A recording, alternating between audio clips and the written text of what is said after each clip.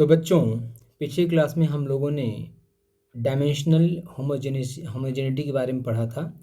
ठीक है, आज हम लोग पढ़ रहे हैं बेटा, पिछली क्लास में प्रिंसिपल ऑफ होमोजेनिटी के बारे में पढ़ा था हम लोगों ने। ठीक है, कि कोई भी इक्वेशन होता है तो जितने भी टर्म होते हैं सभी का डायमेंशन सेम होता है।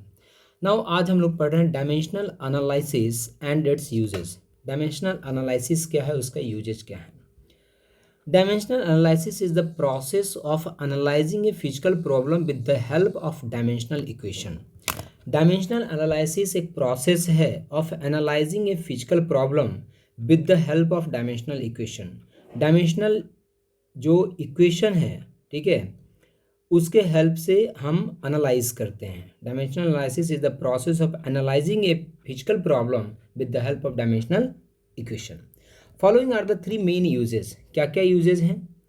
Number 1, checking the dimensional correctness of a physical equation. Dimension से बेटा हम ये पता करते हैं कि जो इक्वेशन है, कोई भी इक्वेशन आपके पास फिजिकल इक्वेशन है तो करेक्ट है या नहीं है, ये पता करते हैं। To check the correctness of a physical equation we use the principle of homogeneity. इसके लिए हम किसका यूज करते हैं? प्रिंसिपल ऑफ होमोजेनिटी का यूज करते हैं। Check dimensionally the correctness of equation v square is equal to u square plus 2s using the dimension writing the dimensions of various quantities on both side. तो बेटा वी square का dimension कितना हो गया? L T minus one, square करेंगे तो L square T minus 2। U square plus 2s का बेटा यू स्क्वायर का हो गया एल टी माइनस वन का होल स्क्वायर प्लस 2। टू तो बेटा इसको हटा दीजिए, नेगलेक्ट कीजिए। A acceleration L T minus 2, length का L. So this is L square T to the power minus 2 plus L square T to the power minus 2. So LHS is equal to RHS. The given equation is dimensionally correct. Number 2, deriving relationship between different physical quantities. ठीक है, deriving relationship between different physical quantities. तो ये तो पता चल गया आपको कि जैसे डायमेंशनली करेक्ट है नहीं करेक्ट है, ये देखना है आपको कि LHS और RHS में जो आपके टर्म्स हैं इन सभी के डायमेंशंस क्या होना चाहिए? सेम होना चाहिए बेटा, तभी डायमेंशनली करेक्ट होगा कोई भी फिजिकल इक्वेशन। तो प्रिंसिपल ऑफ होमोजेनिटी जो हमने पढ़ा है वैसे ही इसको चेक करना है आपको। हर एक को जितने भी फिजिकल क्वांटिटी हैं, जितने भी टर्म हैं, सभी का डायमेंशन सेम होना चाहिए, तो कहेंगे कि डायमेंशनली करेक्ट है इक्वेशन। बी, जो दूसरा यूज है बेटा, driving relationship between different physical quantities. Relationship formula derive करने के लिए बेटा हम यूज करते हैं डायमेंशनल फार्मूला का। अब obtain an expression for kinetic energy E of a body of mass m and moving with velocity v। अगर आपसे पूछ दिया जाए कि काइनेटिक एनर्जी का फार्मूला डेराइव करो with the help of dimension, आपको गिवन ये है, गिवन रहेगा बेटा काइनेटिक एनर्जी जो है मास पे और वेलोसिटी पे डिपेंड करता है। तो काइनेटिक एनर्जी E है तो E is directly proportional to m to power a v to power b हो गया, where a and b are constant which may be positive, negative और जीरो।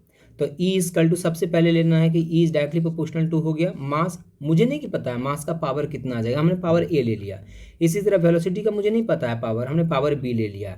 लेकिन ये मुझे पता था बेटा कि काइनेटिक एनर्जी मास और वेलोसिटी पर डिपेंड करता है।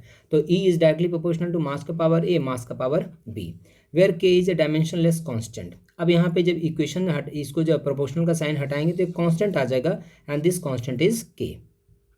Writing the dimensional formula of all the quantities involve. हर एक जगह पे जितने भी क्वांटिटीज हैं सबका डायमेंशन फार्मूला लिखिए।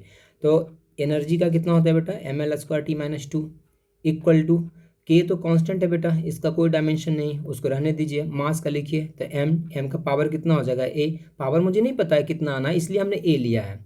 v वेलोसिटी तो एल टी माइनस वन के power b, so this is m to power a, l to power b, t to power minus b। अब बेटा applying the principle of homogeneity of dimension. Principle of homogeneity क्या कहता है?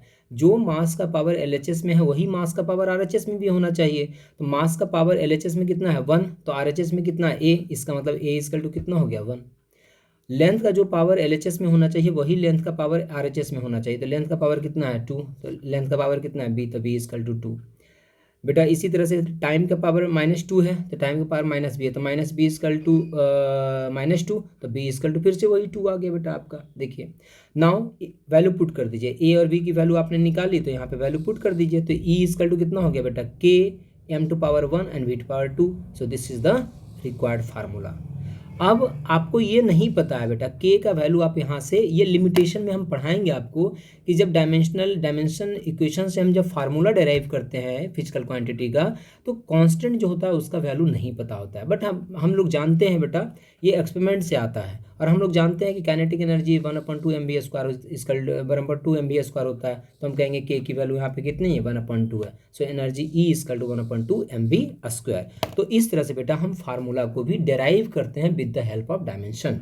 तो दो usage हमने आज आपको सिखाया। पहला यूज फार्मूला चेक करना कि डायमेंशनली करेक्ट है या इनकरेक्ट है। दूसरा फार्मूला डेराइव करना, ठीक है, कोई भी फार्मूला हम डेराइव कर सकते हैं with the help of dimensions.